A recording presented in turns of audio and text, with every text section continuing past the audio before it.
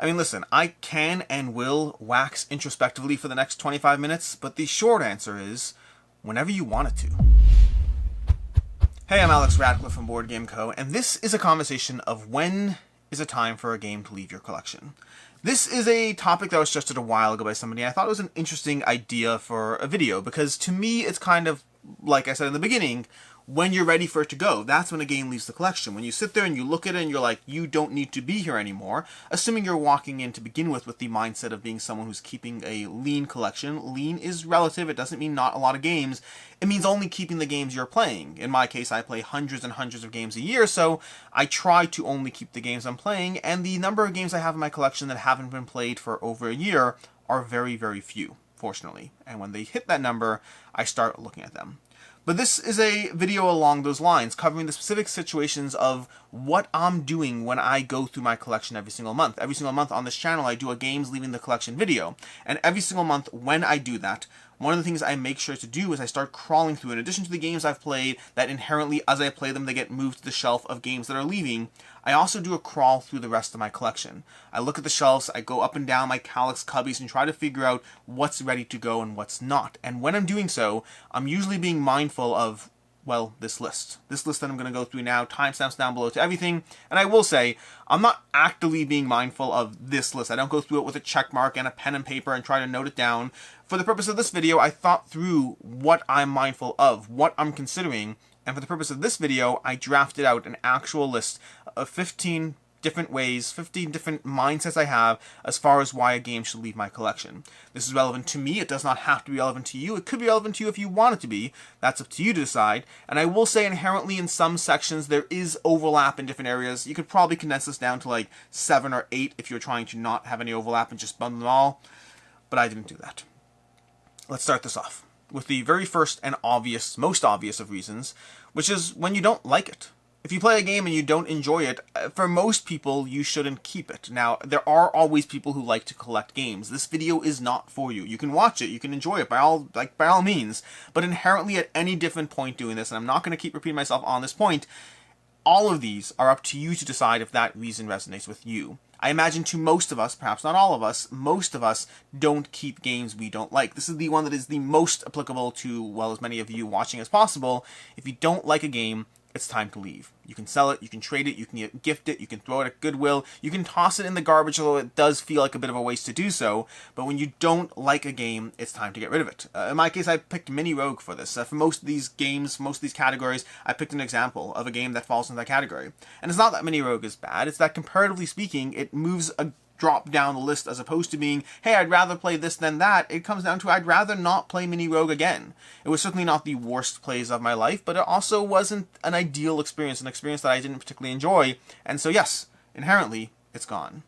Category number 2 is when there are other direct replacements for that game. You can like a game as much as you want. Brass is on this list. Brass is in this video. I love Brass. This game, I mean, are you kidding me? This game is amazing. This game is in my top 100. This specific version, Brass Lancashire over here, in my top 100. And then I played Brass Birmingham. And I like Brass Birmingham a lot more. Not a lot more, a tiny amount more, but a tiny amount more in a game that is otherwise almost exactly the same. 2 different versions of the same game, slight tweaks to them, and I have a direct replacement to it, and an addendum to this category is, and I don't need the variety. Brass is a game that I dive into a few times a year, maybe 2 to 4 times a year, and I don't need a different map to have that. Brass Birmingham, one of the reasons I chose Brass Birmingham over Brass is the fact that Brass Birmingham already comes with a little bit of variety baked in terms of the demand tokens that Brass Lancashire does not have. And so that is one of the reasons I chose Birmingham.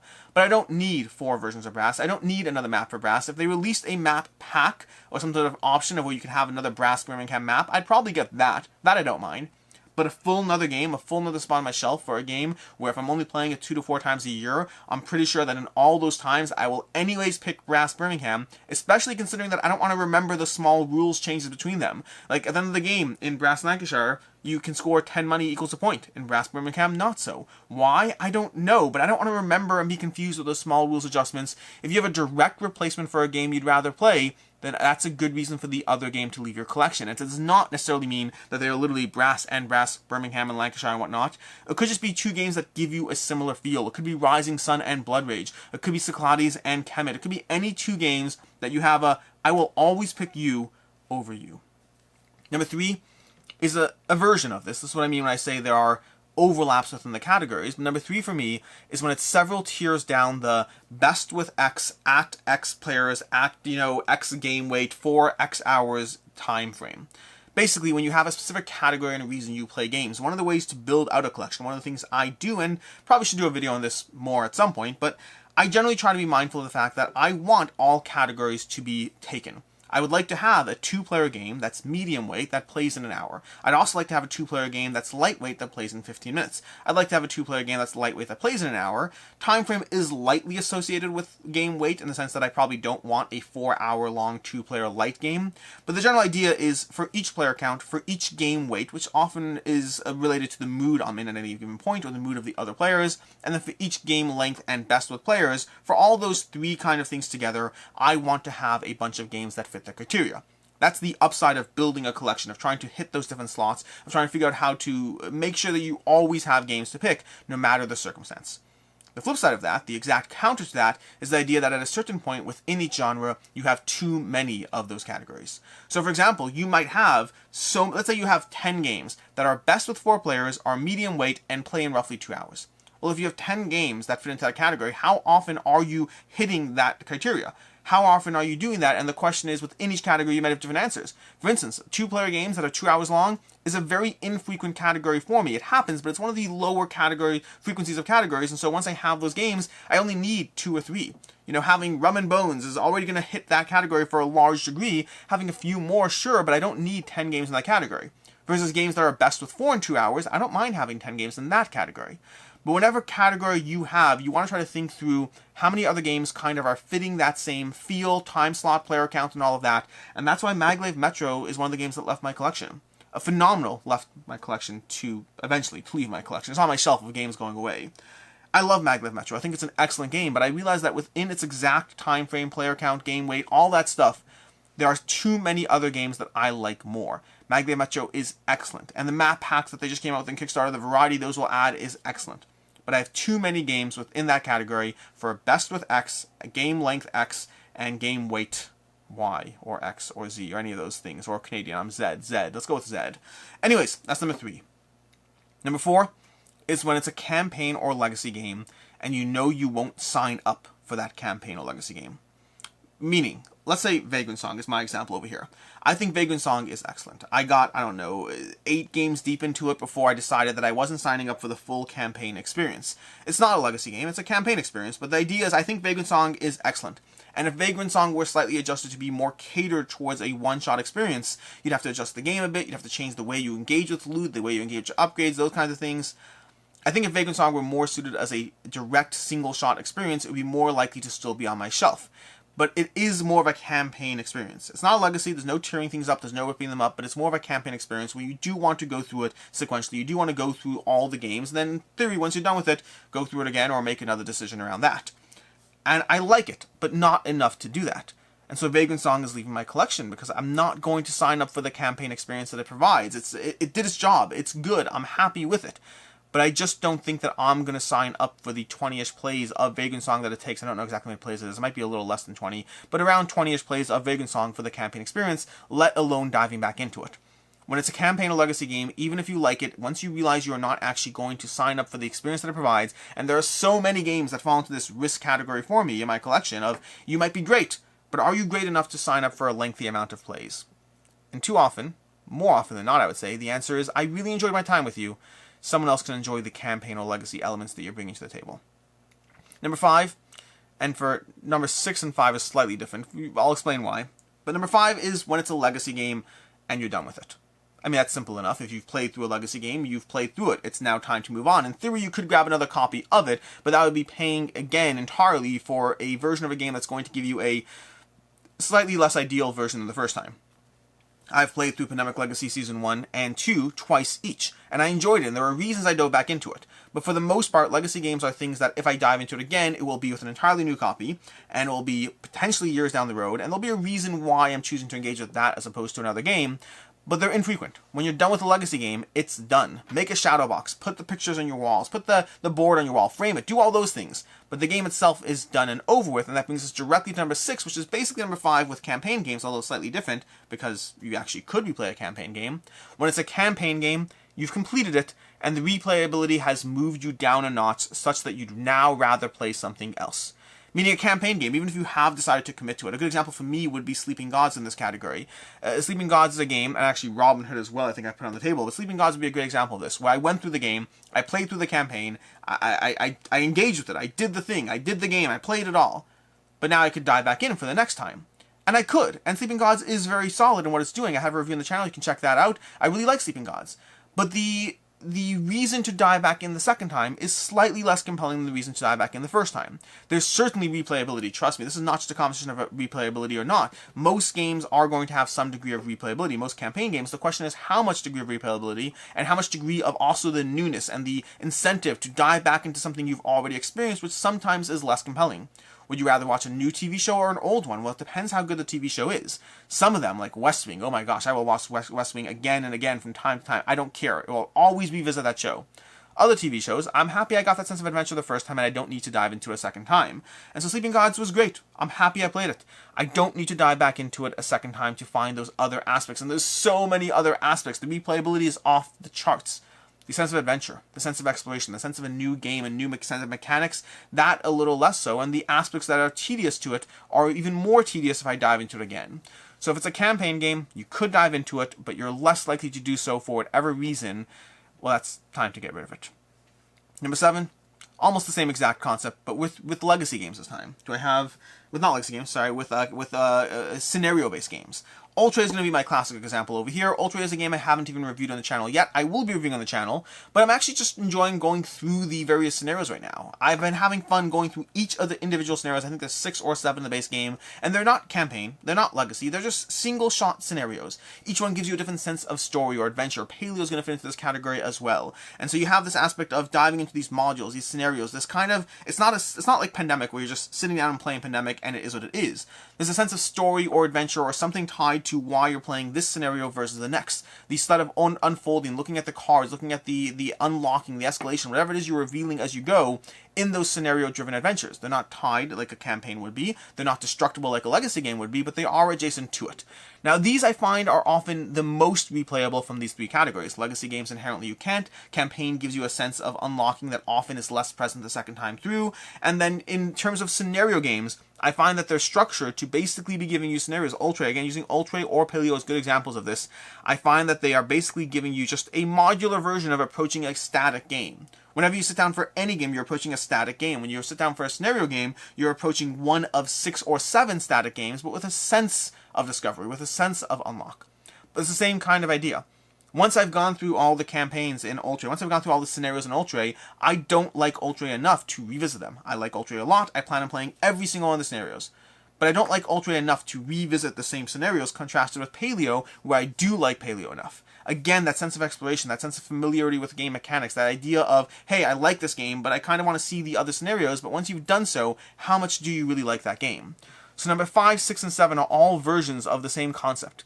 When you've experienced something, and now you have to question whether you want to continue to experience that game with some aspect of it slightly removed. Number 8. When you realize there are no or few situations in which you'll play the game no matter how much you want to. A good example for me over here on the table would be America, and a great example of a game I never played will be Captain Sonar. Sometimes games are really solid, and we like them a lot, and we want to play them, but something about our lives, our situations, means they aren't suited for us. They may be campaign games to begin with. You may love the principle, the idea of a campaign game, but realize you're not going to table them. In the case of Captain Sonar, the amount of times I actually have 8 players at a table, first of all, it's incredibly infrequent. Second of all, when it happens, usually a bunch of them want to play party games. And third of all, is even if they're not all people want to play party games, they are often people who, it kind of happened last minute. I never plan around having 8 players who will play Captain Sonar. Maybe I should.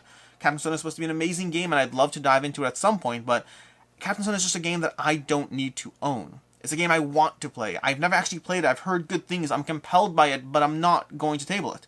America is a game that pre-pandemic, pre-COVID, I used to play this game a lot. America and Terra before it, both of them giving you a strong trivia game that I really enjoy and is a lot of fun. it's been 2.5 years since I felt that this is even relevant to come up at our table. It's just something about the pandemic, the way pre-pandemic, post-pandemic, COVID's still a thing, obviously, but the world has changed around us as we go through adjusting to the new normal. And my table has never really felt like it needed to have America back on it, and I don't know when that will change. I think America's a great trivia game. I really enjoy the combination of trivia, which is present, but combined with a sense of gamification, so it's not actually about knowing, it's about reasonable guessing, about playing off other players. I really enjoy this, Terra, and Fauna are the 3 games in the same series that I think do a fantastic job of making trivia not just about who knows the most stuff. Also Timeline. Timeline falls into a similar category, but I find that these games, with me and my group, with the people who would play these games, they're just not getting tabled, and I feel bad, because I really, really enjoy it, but it's time for it to go.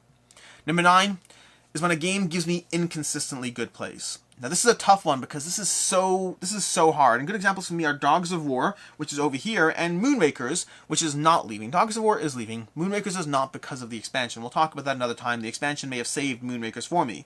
But Dogs of War and Moonrakers are both games that I've had amazing, incredible plays of them. But I've also had times where I dove into it and had a subpar experience, and I find that for me, that makes me so much more resistant to diving into it again. If I can choose, going back to my whole best with X, with players, with this, if I can choose between a game that's best with 4 for 2 hours, and I have 3 or 4 choices on the table, and one of them has given me inconsistently good plays, the others have all given me consistently good plays, I'm going to choose one of the ones that gives me consistently good plays. I love it when I have a good play of Dogs of War. Some of the plays of Moonrakers I've had have been absolutely fantastic. The sense of negotiation, the sense of building a ship, of the deck building, a ton of fun. But as soon as you start giving me inconsistently good experiences, I don't pick you. It's not that I don't like you. It's not that I don't love you. It's just that I don't pick you compared to other games. And so for me, as soon as a game falls into that danger territory, depending on how much I like the game, I try harder to keep it or not. In the case of Dogs of War, I tried for a while, but I realized the reality that I probably knew from the beginning but didn't want to admit to, that I wasn't going to pick it. Because Dogs of War has given me 2 or 3 okay plays. The sense of the mercenary engagement that you have in the game, I find often that degree of engagement, of interaction, of negotiation for me, for my group, gives us inconsistently good plays. And so Dogs of War is amazing, but I'm not picking it up to play. Moonrakers, the expansion saved, but again, a conversation for another day. Number 10. When my desire to play an unplayed game is going down rather than up. A good example here for me is Alter Quest, which I still hope to play before it leaves. I'm not saying it's going yet, but it may well go because of this problem. In general, we get games that we haven't played. That's the nature of the conversation, unless you only ever get games you've played with at a friend's house or a convention or whatever, in which case, great. That's a great way to save a lot of money. In my case, I get games that I'm interested in, and the interest levels wax and wane. The interest level I have today is not necessarily the interest level I have tomorrow, especially in the case of Kickstarter where it happens a year later. But even today, I might place an order from whatever game store, Game Nerds, great, I get 4 games. I table 2 of them this weekend, I table one of them 2 weeks from now, and the 4th one, somehow gets buried. A Kickstarter arrives before I get it played, something else arrives, something else happens, I play a game at a friend's house, any number of different things happen, and the 4th one gets buried a little bit in my queue.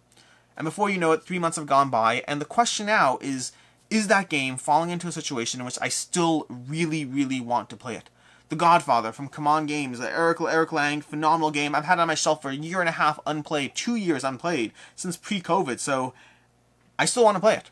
There's no drop in how much I want to get into The Godfather, it just hasn't actually been tabled. We've played other games that were new to us, games that we like. We haven't tabled The Godfather, but I want to table it.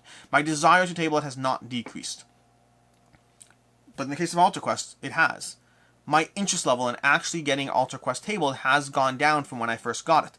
What started off as I want to table this game, combined with a bit of a rule book that could have been better, combined with me setting it up twice to dive into it and putting it away undoven into twice. I want to play Alter Quest, but my sense of adventure, my sense of exploration, the fact that people don't talk about it anymore either. There's a bunch of factors that go into why I'm less interested in playing Alter Quest than when I used to. But as a game starts going down your want to play list, and as other games still come in, as your other Kickstarters arrive, as you continue buying other games, as you continue picking other games you already own over it, if a game's falling down that list, at a certain point you either have to figure out a way to actually just get it tabled and get it played and move on, or you have to just move on. And so for me, when a game is hitting that danger point, when I realize that it's not where it used to be in terms of my interest in playing it, then it's time for it to go. Number 12 or 11 when you don't play it frequently enough, and the rules are a beast to get into when you do. My go-to game over here is Mage Knight. Some games, I can play it once a year, I can flip through the rulebook, and I can bring myself up to where I need to be. Other games, I can't, but I'm playing it frequently enough that doesn't matter. I'm tabling you once every 3 or 4 months, and so I don't need that refresher. I know what to do. And then some games I table very infrequently, and they need a lot of rules to get up to speed. Mage Knight is still in my collection. I hope it doesn't go anywhere anytime soon, but it may well because of this exact issue. If I am playing you infrequently, and if there's a barrier to entry every single time I dive back into you, then the question is, will I continue to dive back into you, or will I continue to theoretically love you but not actually play you? That's the case with Mage Knight for me. It's a game that I table it once a year, and then I sit there and I'm like, I have to play this once every 3 months to lock in those rules, to get that muscle memory locked in. There's so many games going on. There's so many rule sets floating in my head, old and new alike.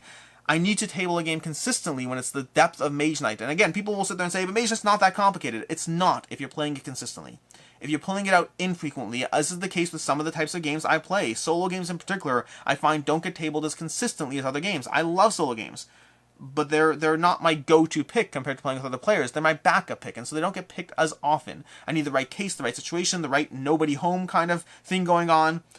Mage Knight is a game that I adore, but it may leave because of the fact that I don't play it frequently enough, and when I do, I need that rules refresher. Reason number 12. When you only keep the game for other people, and those other people aren't asking to play it. Chai is a great example of this, and I have this a lot because I have kids, and my kids have bigger eyes in their stomach. Then again, I have hundreds of games in my basement here, so maybe I shouldn't talk. But my kids play a lot of games, and they love a lot of the games they play. They're like, this is a lot of fun, I love it, but they also love that game, and that game, and that game, and they still want to play that new game, and this game that I haven't taught them yet. They love games, but they love them without the context of the limited amount of time they'll spend playing them. And so they frequently don't want me to get rid of games. They frequently are like, no, we want these games. And then they want me to keep them. And then eventually what I tend to do over enough time, when I realize a game hasn't been played in a year by them, I tend to show it to them and say, hey, here's your collection of the 40 games you love. Can you pick 2 of them to go away? And they will. But I have to force that choice on them to a degree. I have to force that choice of, I know you love these games, and I know I'm keeping it for you because you like it. I'm okay with it. I'm okay with it. I'm not saying I don't like it. I try not to keep games I don't like, but I'm okay with it.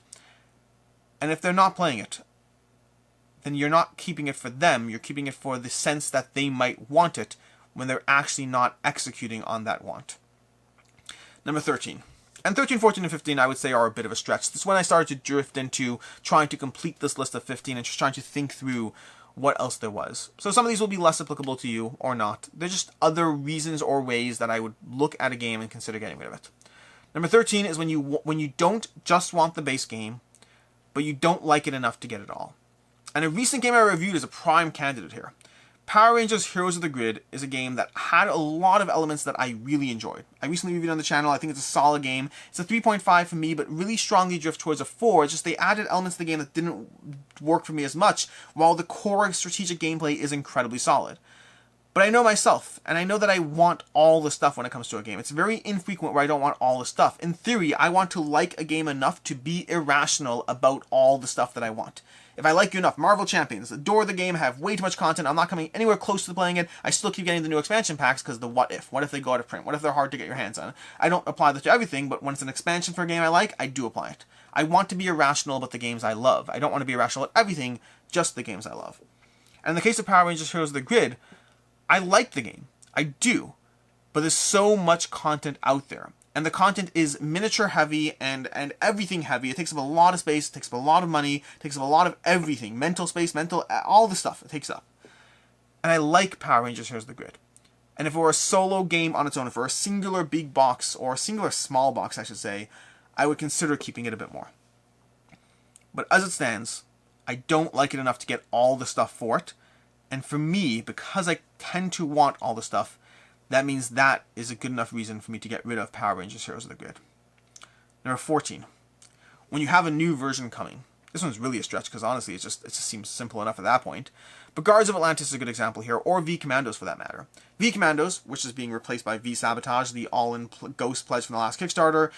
Guards of Atlantis, which came out with the Guards of Atlantis 2. Those are games that I took a look at. I realized I wanted the newer versions of them. I had the newer versions coming, and so eventually I just said it's time for them to go. This almost would happen with the Kingdom Rush over there, Kingdom Rush. But that one's a little different. That one I'm kind of waiting for the big box to make the storage more friendly so I can actually pull it on the table more easily because I really like that game. But I find myself waiting to actually play it because I'm waiting for the more accessible storage solution that the newest Kickstarter will provide.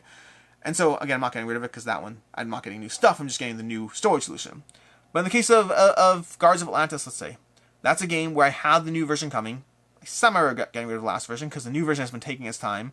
But it's a fantastic game, and I kind of realize I don't want to play it as much because I know the new version's coming. And I'd rather spend that time on the new version. And so, Guards of Atlantis, the original one, left my collection. Number 15. And 15 is kind of in line with 13, I think. With the idea that when you like the game, but not enough, and you don't want to get the new content, but it's a little different. Number 15 is a thing that's happened to me a good 4 or 5 times, and it continues to happen when I like a game, but I want to like it a bit more. And it's when you're only keeping it for the expansions. When you're keeping the game because you want to see a bit more unlocked. You really like it, but you want other elements changed.